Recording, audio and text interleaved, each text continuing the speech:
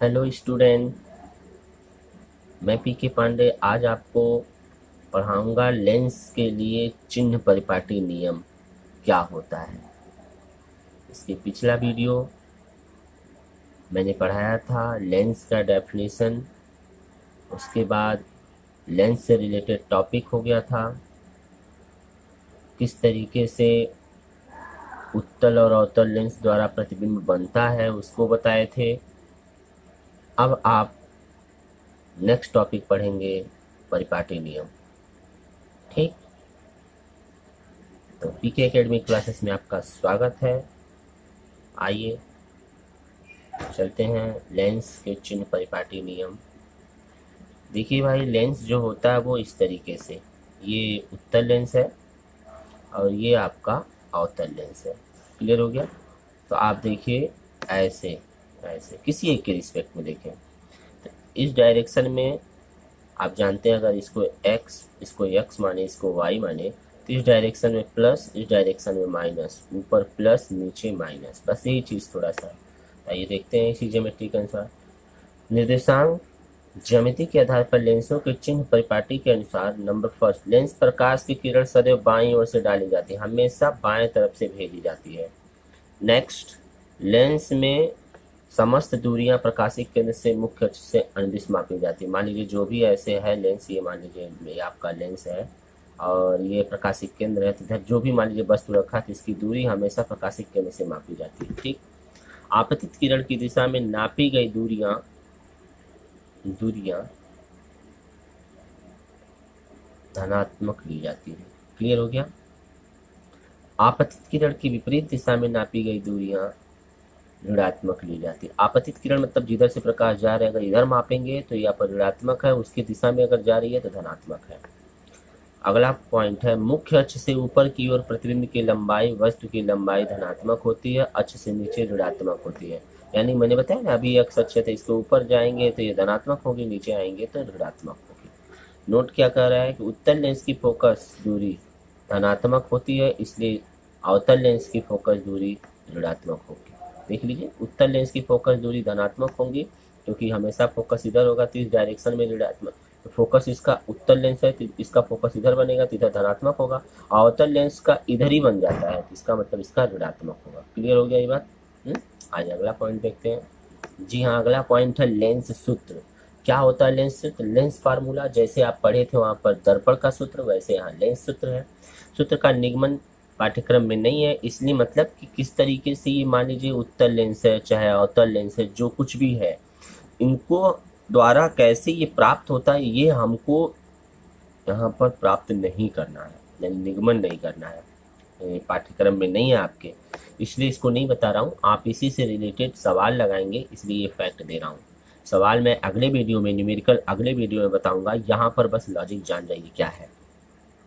तो जैसे आप दर्पण के लिए पढ़े थे तो 1/f is equal to 1/v plus 1/u, यानी दोनों जोड़ा जाता था। लेकिन लेंस के लिए क्या है? 1/v minus 1/u। ध्यान दीजिएगा, थोड़ा सा फैक्ट, यानी लेंस में माइनस लग जाता है और दर्पण में प्लस रहता है, तो दर्पण और लेंस में थोड़ा सा अंतर है। ध्यान दीजिए, सवाल कभी कभी ये देता है क्योंकि दर्पण और लेंस दोनों आपके टॉपिक पे है, एग्जाम में यदि पूछ देता है तो आप अगर दर्पण दिखा है तो इसका प्रयोग करिएगा प्लस का, और लेंस लिखा है तो माइनस का, यही थोड़ा सा अंतर है। यह सूत्र दोनों लेंस के लिए उपयोग किया जाता है।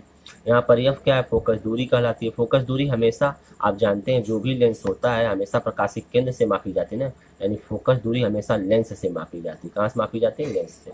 फोकस दूरी लेंस से। और वी क्या है? प्रतिबिंब की दूरी कहाँ से? लेंस से। और ये क्या है? यू वस्तु की दूरी कहाँ से? ये भी लेंस से। ठीक है, इसमें क्लियर हो गया आपका यू भी और एफ क्या है, ये सारा चीज। आइए आगे देखते हैं। आवर्धन, आवर्धन आप वहां भी पढ़े थे दर्पण के लिए, यहाँ भी है। लेंस द्वारा बने किसी प्रतिबिंब की लंबाई और वस्तु की लंबाई के अनुपात को रेखीय आवर्धन कहते हैं। रेखीय आवर्धन बराबर प्रतिबिंब की लंबाई बटे वस्तु की लंबाई। मतलब कोई भी चीज ऐसे है, लेंस है, अगर यहाँ वस्तु है और यहाँ पर कहीं प्रतिबिंब बन रहा है तो इसकी लंबाई और इसकी लंबाई का अनुपात के रिस्पेक्ट में दिया है।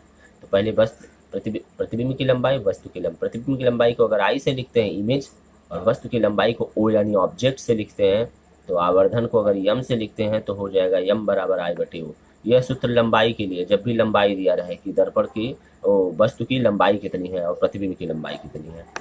दूसरे शब्दों में यदि देखते हैं रेखीय आवर्धन लेंस का प्रतिबिंब की दूरी बटे, यानी कभी कभी देखिए ये चीज़ मैं यहाँ दिखा रहा हूँ, ये मान लीजिए आपका लेंस है, यहाँ पर ये प्रतिबिंब है, ये कितना लंबा है, और यहाँ वस्तु है, ये कितना लंबा और ये प्रतिबिंब कितने लंबा है, तो ये लंबाई के रिस्पेक्ट में सूत्र ये बन गया। लेकिन अब कहे कि यहाँ से दूरी कितना है u और यहाँ से दूरी कितना है v, ये देख सकते हैं।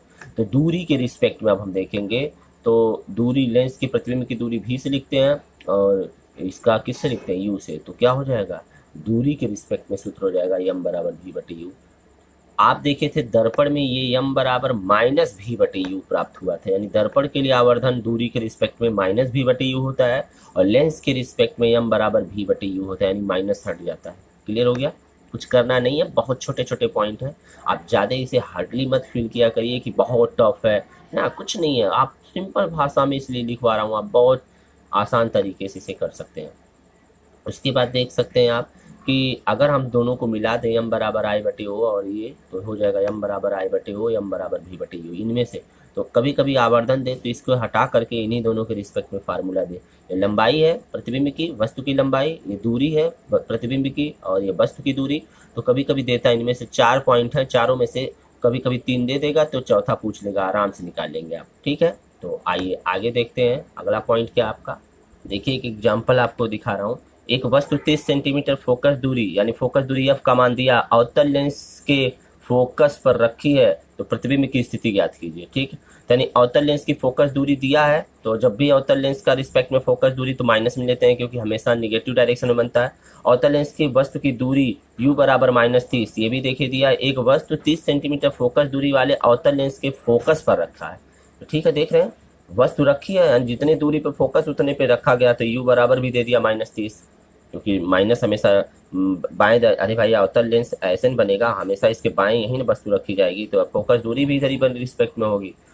तो फार्मूला होता है लेंस का 1/f equal to 1/v minus 1/u से रखेंगे, तो यहाँ से हमको v यानी कि निकालना है प्रतिबिंब की दूरी, प्रतिबिंब की स्थिति, तो 1/v को ही रखिए, इसको इधर भेज दीजिए, तो 1/f प्लस 1/v, देखिए u, तो 1/f का मान -30, इसका मान तो दोनों में माइनस है, तो माइनस ऊपर कर देंगे, तो -1 30 का लघुत्तम लेंगे, 30 ऊपर हो जाएगा -1 तो -2/30, तो कट करेंगे तो 15 हो जाएगा, 2 15 हम 30, यानी कि हो जाएगा -1/15। जब 1/v बराबर -1/15, तो v बराबर क्या हो जाएगा 15 -15, देख लीजिए।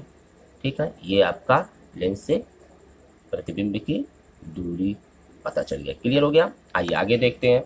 यहाँ अगला टॉपिक है लेंस की क्षमता क्या होती है, पावर ऑफ लेंस। देखिए ये पॉइंट बढ़ गया, ये दर्पण की क्षमता के रिस्पेक्ट में नहीं था लेकिन लेंस में है।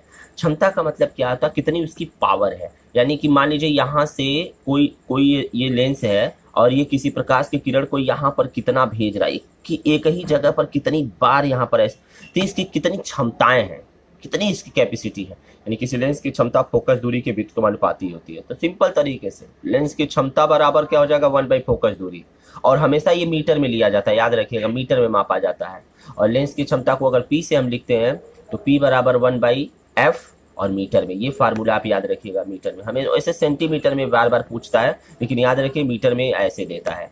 आइए जरा मात्रक देखते हैं कि मात्रक क्या होता है। तो मात्रक देखें, लेंस की क्षमता का मात्रक डायोप्टर होता है, ये एक डायोप्टर मात्रक है, ठीक है, होता है, इसे कैपिटल D से प्रदर्शित करते हैं। अब कहेंगे सर ये डायोप्टर है क्या? अरे भाई डायोप्टर एक मात्रक है, जो भी वैज्ञानिक इसको खोजता है वो अपने नाम के रिस्पेक्ट में ही मात्रक रखता है।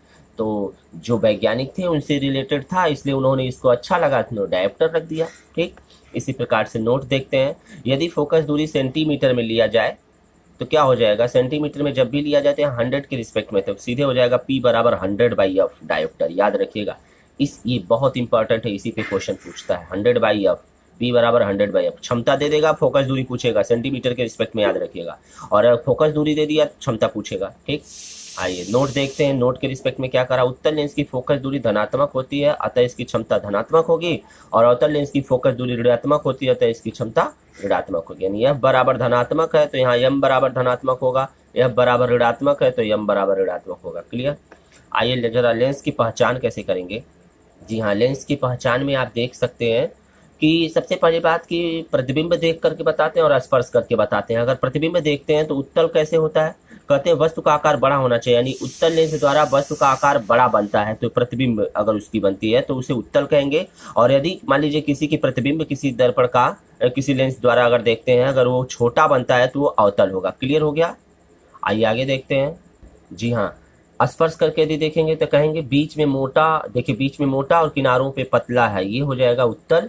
और अगर देखेंगे बीच में पतला और किनारों पर मोटा होगा तो ये हो जाएगा अवतल। क्लियर हो गया बात? ये जरा सा सिंपल, कुछ करना नहीं है आपको। ये प्रैक्टिकल जब करेंगे प्रयोगशाला में तब आपको इसकी जरूरत पड़ती, कैसे पहचाना जाता है। ठीक है जी। लेंस के संयोजन की क्षमता क्या होती है? Power of combination of lens. जैसे एक लेंस रखा गया, बगल में दूसरा लेंस रख दिया गया, बगल में तीसरा लेंस रख दिया गया, बगल में चौथा लेंस, ऐसे करके हुए रखा जाए तो अनेक पतले लेंसों को एक दूसरे से जोड़कर रखें तो लेंसों की संयोजन क्षमता लेंसों को अलग अलग क्षमताओं, यानी इसकी क्षमता क्या, इसकी क्षमता क्या, इसकी क्षमता सबको जोड़ देंगे। यानी मानिए इसकी P1 है, इसका P2, इसका P3 सबको जोड़ेंगे तो टोटल P बराबर हो जाएगा इसकी क्षमता। तो देख सकते हैं P बराबर P1 plus P2 plus P3 plus dash dash dash, इस तरीके से। क्लियर हो गया? तो वैसे इतना ज्यादा नहीं देता, बार बार जब भी देगा दो देगा, दो लेंस देगा, कहेगा उनको संयुक्त करके उनकी क्षमता बताइए तो जोड़ देंगे। सिंपल से। आइए जरा उपयोग देखते हैं क्या होता है यहाँ पर उपयोग के फैक्ट में।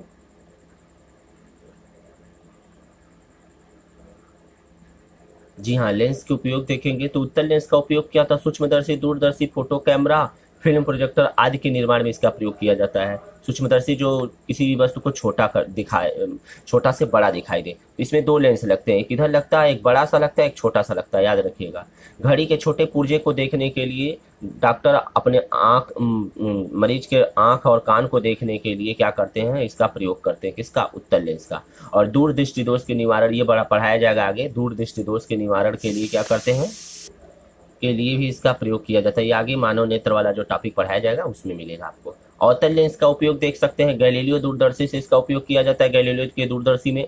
और निकट दृष्टि दोष में, दूर दृष्टि दोष में, निकट दृष्टि दोष में अवतल का प्रयोग किया जाता है। तो ठीक इस प्रकार से आपका टॉपिक कंप्लीट होता है। यदि वीडियो अच्छा लगा हो तो लाइक तथा शेयर जरूर करें, और हाँ, चैनल पे नए हो तो चैनल को सब्सक्राइब करके बेल आइकन जरूर दबा लें। नेक्स्ट वीडियो में आपका इससे रिलेटेड न्यूमेरिकल रहेगा, छोटा सा पार्ट, उसके बाद ये चैप्टर कंप्लीट हो जाएगा। अगला चैप्टर मैं आपको पढ़ाऊंगा। जी हाँ, ये देख सकते हैं क्लास 10th का ये आपका क्या केमिस्ट्री है, ये क्या है बायोलॉजी है, ये क्या है फिजिक्स है। इसी पोर्शन को हम पढ़ रहे थे, फिजिक्स का प्रकाश का परावर्तन तथा अपवर्तन, ये टॉपिक हो गया चैप्टर नंबर 10। अब चैप्टर नंबर 11 चलेगा, मानव नेत्र तथा रंग बिरंगा संसार कैसा होता है, ये हमारा अगला पॉइंट रहेगा। लेकिन इसके पहले एक वीडियो न्यूमेरिकल का बनेगा, आप इसके पहले के वीडियो न देखे हों तो जरूर जाकर के प्लेलिस्ट में देख लीजिए। धन्यवाद।